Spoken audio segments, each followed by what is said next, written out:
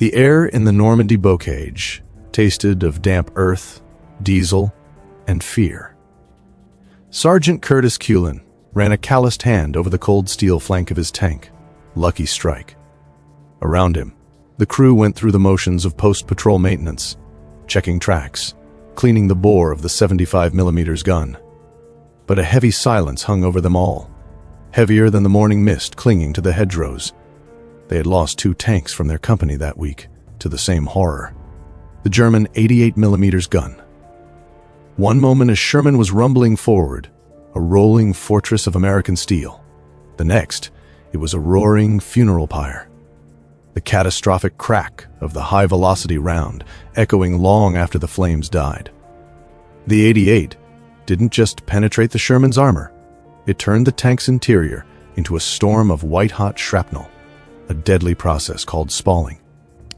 The official manuals called the Sherman's rolled, homogeneous steel armor well-balanced and resistant to spalling and cracking. But out here in the hedgerows, theory was incinerated by reality. Culin's eyes were fixed on the tank's most glaring vulnerability, the front hull. His was a mid-production welded model, its frontal plate a puzzle of smaller plates joined together. Right at the bottom was the final drive housing, a vertical slab offering a perfect target. The manual said it was 2 inches thick, angled back. To an 88mm gun crew 1,000 yards away, it might as well have been a bright red "Shoot Here" sign. "Think they'll ever send us a Pershing, Sarge?" asked Corporal Jenkins, the loader, his voice barely a murmur. "Before this war's over?" "Maybe," Culin grunted, not turning. "But the 88 will cut through a Pershing too, if it hits right. We ain't gonna get thicker armor. We gotta get smarter armor." He'd seen the desperate attempts. Some units welded steel frames to their tanks and filled them with sandbags. Others slathered concrete on the front glacis plate. Patton had banned the sandbags in the Third Army. They strained the suspension and did little more than give the crews a false sense of security. There had to be a better way. The idea didn't come in a flash of genius, but in the grim salvage yards behind the lines. 2 days later, Culin found himself walking past rows of wrecked Shermans, a tanker's graveyard. He stopped at a later model large hatch hull. It had taken a hit, but the one-piece, sloped front plate had done its job. The round had gouged a terrible scar, but not breached the interior. This was the improved design, with fewer ballistic weak spots and welding joints. An idea, fragile and half-formed, began to stir. The armor on this wreck was good.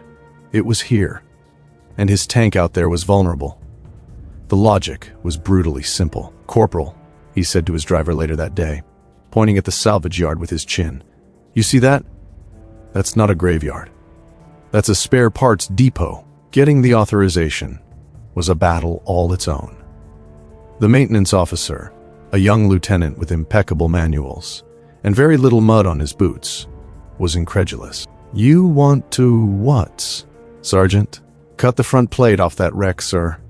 Weld it directly onto the front of Lucky Strike." That's not in any technical manual. The weight distribution, the stress on the transmission. "With all due respect, sir," Culin interrupted, his voice steady. "What's not in the manual is how to keep my crew alive past the next hedgerow. The Germans aren't fighting by the manual either." He argued about slope, about deflection.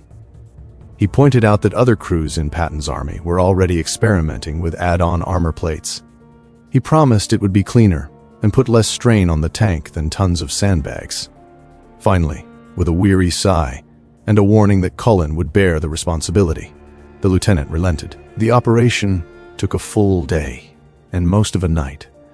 Under the flickering light of arc welders, the salvaged plate, over 2.5 inches thick and sloped at 47 degrees, was lifted and positioned over Lucky Strike's original front. The scream of metal cutting torches and the blinding flash of welding arcs filled the air. Culin didn't sleep. He watched each seam being laid, a bead of molten steel that he hoped would be the difference between life and death. As dawn broke, Lucky Strike stood transformed. It looked brutish, nose-heavy, like a steel rhinoceros. The welds were rough, The lines not quite perfect. It was a field modification, done by exhausted men with what they had on hand. To the engineers back in Detroit, it might have looked like madness. To Curtis Culin, it looked like a chance. He patted the new, layered armor. It was cool to the touch. Tomorrow, they would test it against the Bocage. And, whether anyone intended it or not, they would test it against the 88. The test came sooner than anyone wanted. Intel reported a German anti-tank gun, likely an 88, covering a key crossroads in a sunken lane. Lucky Strike was point tank. As they rumbled forward, the familiar dread settled in the crew's stomachs. The new armor made the tank's nose dip slightly, and the transmission whined a different pitch under the extra weight. Culin, standing in the commander's hatch, scanned the tree line. Gunner. Coax. Tree line at 1 o'clock, 200 yards. Jenkins. Load he. Watch for the muzzle flash. The world telescoped into the view through his binoculars. Then he saw it. A brief, bright wink of sun on metal in the shadows. Gun? 11 o'clock. Sunken lane. Time seemed to freeze. The 88 fired with a flat, earth-shaking crack that was felt in their teeth before it was heard. Culin caught the blur of the shell in his peripheral vision, headed straight for their center of mass. He dropped down into the turret, bracing for the deafening clang of penetration, for the jet of molten metal, for the end. The impact was a sound none of them had heard before, a monstrous, resonant gong, like the world's largest bell being struck with a sledgehammer. The whole tank shuddered violently, throwing the crew against their stations. Tools and ration tins clattered to the floor. But there was no scream of tearing steel, no inward spray of sparks, no fire. Inside the turret, stunned silence was broken by the driver's voice, crackling over the intercom. Sarge? We're still moving. Culin scrambled back to his hatch. A foot-long glowing scar was smeared across the new armor plate, just to the right of the gun mantlet. The 88mm shell had deflected, ricocheting skyward with a banshee whine. The layered, sloped steel had done its job. It had bounced. He's reloading! Traverse left! Culin roared, the shock transforming into raw, focused adrenaline. The gunner, electrified, swung the turret. The German crew, confident in their kill shot, was exposed for a fatal second longer. On the way, the Sherman's 75mm roared back. The he shell landed at the gun pit's edge. When the dirt and smoke cleared, the 88 was silent, its crew gone. Word spread through the battalion like a grass fire. A Sherman had taken an 88 hit to the front and lived. Soon a crowd of tankers surrounded Lucky Strike, fingers tracing the deep, shiny gouge in the steel. Culin, you crazy son of a gun. You did it, breathed Captain Reynolds, the company commander. It was the slope, sir, Culin explained, his voice hoarse with fatigue and relief. Their shot hit straight on because we were cresting the lane. But with the double plate and the angle, it didn't have the punch. It just skidded off. The concept proved itself, but the improvised armor was just the beginning. The real breakthrough came from applying the same ingenuity to the Bocage itself. Inspired by Culin's fix and facing the same impassable hedgerows, other soldiers looked at the scattered German beach defenses, heavy steel obstacles called Czech hedgehogs. They realized these could be cut and welded into great, forked tusks on the front of a tank. This new device, a direct descendant of the mindset that created Culin's armor, was the Culin hedgerow cutter, or Rhino. It allowed Shermans to plow through the earthen hedgerows instead of exposing their bellies by climbing over them. The effect was revolutionary. By late July 1944, during the breakout Operation Cobra, entire companies of Rhino-equipped Shermans were deployed. They did not just survive, they attacked. They punched through hedgerow after hedgerow at speed, appearing in German defensive lines where and when they were not expected. The psychological blow was as severe as the tactical one. German infantry, who had relied on the Bocage as a natural tank barrier, were suddenly confronted with steel beasts erupting from the very walls of their fortress. The news climbed the chain of command all the way to General Omar Bradley. Faced with visual proof and after-action reports, formal approval was given. What began as a court-martial-worthy field modification was now official policy. Factories in England began mass-producing standardized cutter kits. Sergeant Culin's useless welding fix had sparked an army-wide engineering solution. He was not punished for his initiative, but commended for it. The innovation was documented, standardized, and disseminated. The tech manual was updated. The Culin cutter became the prescribed solution for the European theater. It was a rare and beautiful moment in military logistics. A soldier's fix from the bottom up was adopted by the top down, refined, and sent back out to save countless more lives. For Curtis Culin, the fame meant little. The true reward came in the quiet moments after battle. The absence of new names on the casualty list. The ability to write a letter home that wasn't a final testament. He had looked at a problem everyone said was inevitable, the Sherman's vulnerability, and refused to accept it. He used scrap, grit, and a welder to change the equation, not just for his crew, but for an entire armored division. The legacy of that fix was measured in miles gained and lives preserved. It did not make the Sherman invincible, but it made it survivable. It turned a death trap into a determined, adaptable weapon of liberation. It proved that the most potent armor was not just rolled steel, but the ingenuity of the American soldier. The relentless drive to look at a scrap pile and see a solution. To take a useless weld and turn it into a shield that could make even the dreaded 88mm shell bounce harmlessly into the sky. The scar on Lucky Strike was more compelling than any report. Within days, Sergeant Culin's company commander had ordered the modification for every tank in the unit. But the demand quickly overwhelmed the ability to salvage wrecks. The solution came from the very obstacles that had penned them in. The miles of German Czech hedgehog beach defenses, now rusting uselessly behind the front. Engineers realized these heavy steel beams were perfect raw material. What began as a desperate field weld was now a standardized engineering project. Blueprints were drawn up. Simple, robust designs for pronged cutters that any welding team could reproduce.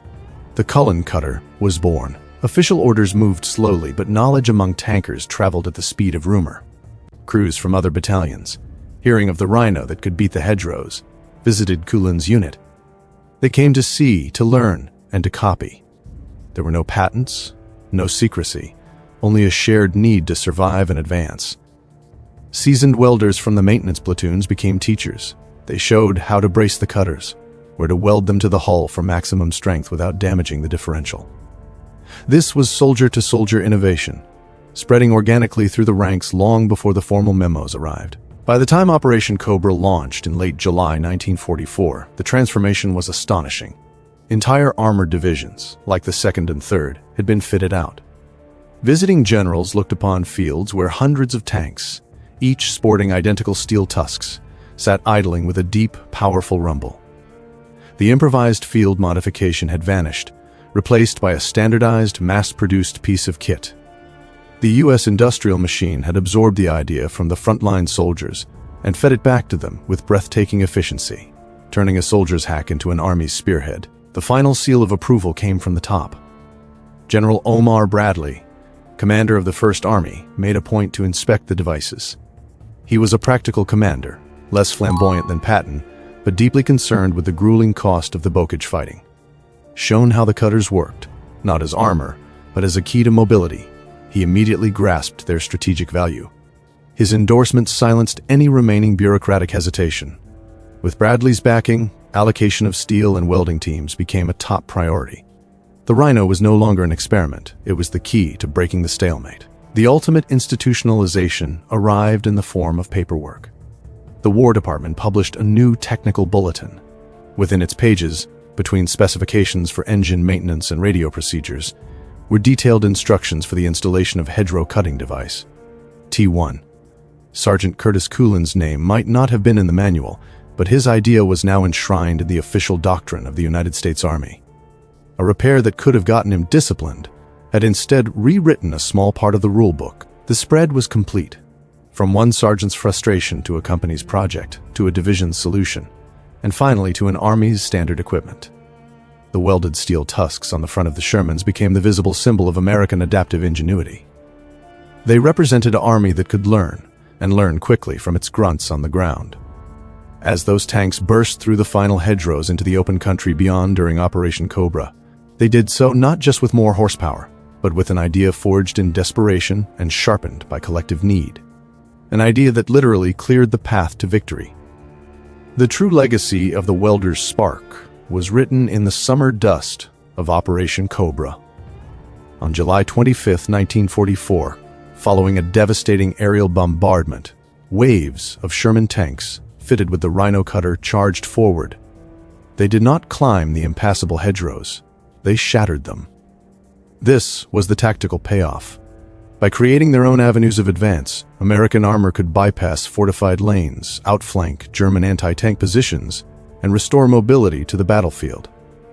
The breakthrough was decisive, ending the grueling stalemate of the Bocage and opening the race across France. The modification did not just protect tanks, it won battles. For his ingenuity, Sergeant Curtis Culin Jr. was awarded the Legion of Merit. The citation credited him with creating a device that saved countless lives and materially contributed to the success of the Normandy campaign. This recognition was profound. In an army governed by strict procedure, a frontline soldier had seen a problem, devised a solution with available tools, and been officially celebrated for it. His legacy was not just a piece of hardware, but a validation of bottom-up innovation, proving that critical initiative could come from the men in the mud and steel. The Rhino established an enduring principle in modern warfare, the necessity of adaptive field modification. From sandbagged hulls in Vietnam to the ubiquitous hillbilly armor welded onto trucks in Iraq and Afghanistan, the spirit of Culin's fix lived on. It demonstrated that no factory design could foresee every battlefield threat, and that empowering soldiers to improve their own survival tools was a combat multiplier. The lesson was institutionalized. The U.S. Army now formally studies and often standardizes soldier-developed combat improvements. Culin's work became an integral part of the complex legacy of the Sherman tank. It did not change the Sherman's thin armor or flammable reputation, but it showcased its true strength, adaptability. The tank was a stable, reliable platform that could be modified, with wider tracks, better guns, or welded cutters, to meet new challenges. The Rhino story is the counter-narrative to the Sherman's flaws, highlighting how the ingenuity of its crews worked to overcome its limitations.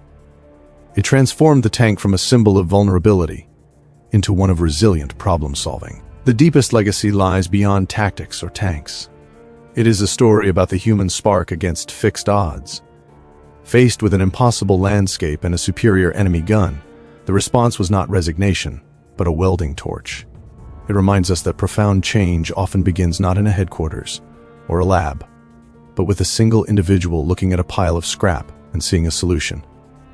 Sergeant Culin's useless weld endures as a timeless testament to that spirit, a reminder that innovation is not merely about technology, but about the relentless will to improve, adapt, and survive.